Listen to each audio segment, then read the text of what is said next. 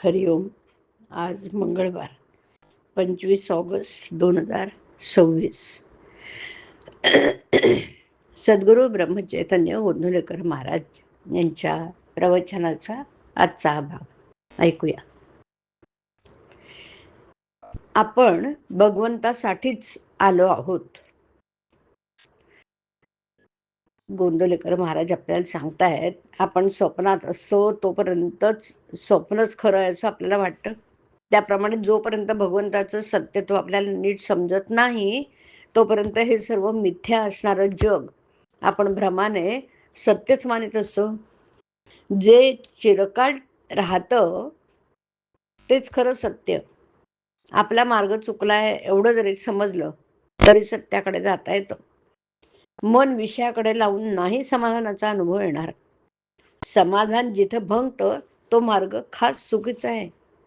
मोळा गुळाच्या खड्याला चिकटतो, मान तुटली तरी सोडत नाही. त्याप्रमाणे आपण विषय सुख सोडत नाही. याला काय करावं?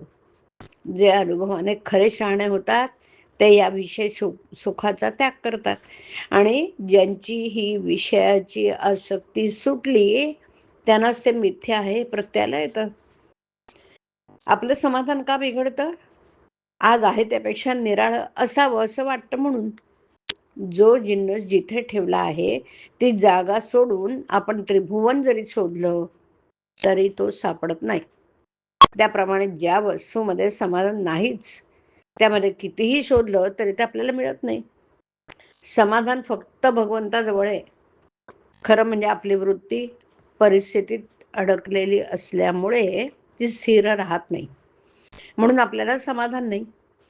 मनुष्य आहे त्या स्थितीला कंटाळून सुख मिळावे यासाठी जे करायला जातो ते शेवटी दुःखाचंच होतं. म्हणून आहे त्या परिस्थितीत समाधान मानायला शिकावं.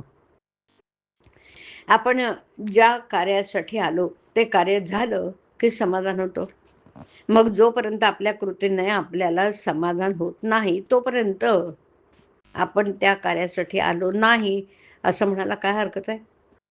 आपण भगवंतासाठीच आलोत आणि त्याच्या प्राप्तीमध्ये आनंद आहे. जगातली कोणतेही दृश्य वस्तू आपल्याला मनाचं स्वास्थ्य देऊ शकत नाही किंवा ते नेऊ शकत नाही. मन भगवंताजवळ गुंतेल तेव्हा स्वास्थ्य मिळेल. त्याकरता नेहमी भगवंताचं नामस्मरण करावं, त्याचे गुणवर्णन ऐकावं. त्याच्याशिवाय दुसरी गोष्ट काढूच नये. मिथ्या समजून प्रपंच करावा आणि भगवंताचं होऊन राहावं. नामाच्या उलट सांगतील त्यांच्यावर विश्वास ठेवू नये. कोरडा वेदांत ऐकू नये. प्रत्येक नामागणिक भगवंताची आठवण होते, म्हणून नामच सर्वस्व मानावं. नामात काय आहे हे ते घेतल्याने सर्व काही कळून येतं ना. तीर्थक्षेत्रात किंवा संतांच्याकडे जाऊन वस्तू मिळवायची नसून समाधान मिळवायचं असं, आणि हे नामस्मरणाच्या योगानेच घडून येतं. प्रपंचाचा अनुभव कष्टमय आहे, पण भगवंताचा अनुभव आनंदमय. हरिओम. हरिओम तत्सत. हरिओम.